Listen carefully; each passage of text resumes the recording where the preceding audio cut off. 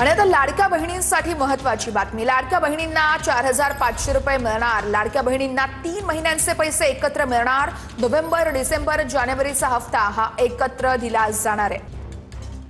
आता ही योजना आम्ही सगळे सत्तेवरची मंडळी आहेत आम्ही जाणली असं म्हणणार आणि ते काल म्हटलं घेतलं, परंतु उपमुख्यमंत्री यांच्याकडे तिजोरीची किल्ली होती अजितदादा पवारकडे आणि आमच्या महिला बालकल्याण मंत्री जे आहेत त्या आहेत आदितीताई तटकरे, त्यांचीच सही होती म्हणून मला आमचं म्हणणं आहे की आमचा अधिकार आहे। आणि आता तेच खातं अजितदादांच्या नंतर आता मुख्यमंत्र्याकडे गेले, म्हणजे आता पुढची सही कुणाची होणार आहे? मुख्यमंत्र्याची।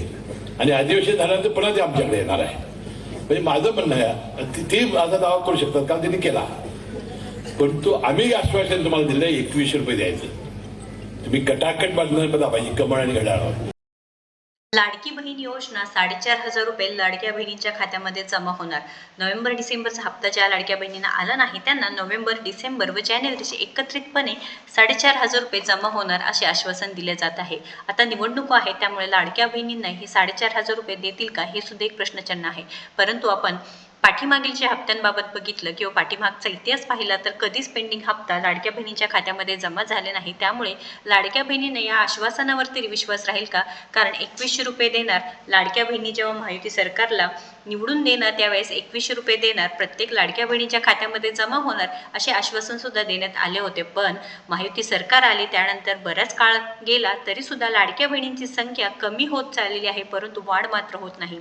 ई-केवायसी असू द्या किंवा ऑफलाईन ई-केवायसी संदर्भात बऱ्याच अडथळ्या लाडक्या बहिणींना झाल्यामुळे नक्कीच आता लाडक्या बहिणी संताप्त आहे व या आश्वासनावरती तरी विश्वास लाडक्या बहिणी ठेवतील का नाही या शंकाच असल्यामुळे तुम्ही सुद्धा कमेंट करून सांगायचं की तुम्हाला काय वाटतं की लाडक्या बहिणींनो एकत्रितपणे हप्ता देतील का? 2100 रुपयाची सांगता आहेत की आमच्याकडे सार्थकता आहे व 2100 रुपये तुमच्या खात्यामध्ये म्हणजे लाडक्या बहिणींच्या खात्यामध्ये लवकरात लवकर आम्ही सुरू करू असे आश्वासन दिलेलं आहे, ते तरी तुम्हाला खरं वाटत आहे का किंवा सरकार देईल का? कारण लाडक्या बहिणींनो आपल्याला जसा अनुभव आहे की मागील जे पेंडिंग हप्ते आहेत ते कधीही जमा झालेले नाहीत ना। 4500 रुपये असू द्या, 3000 रुपये असू द्या किंवा 1500चा हप्ता जरी तुम्हाला पाठीमागे मिळाला नसेल तर पेंडिंग हप्ता व जो चालू महिन्याचा हप्ता आहे तो कधीच एकत्रितपणे मिळाला नसल्यामुळे आपण यावरती विश्वास ठेवू का नाही हे सुद्धा एक मोठा शंका असल्यामुळे लाडक्या बहिणींनो ई-केवायसी चुकली आहे। ऑनलाईन ई-केवायसी बाबत आता नक्कीच इथे मागणी करायला पाहिजे आहे, कारण सरकारला आपलं सुद्धा ऐकायला पाहिजे। जसं महायुती सरकारसाठी लाडक्या बहिणी आहे तसंच लाडक्या बहिणींसाठी महायुती सरकारने प्रत्येक वेळेस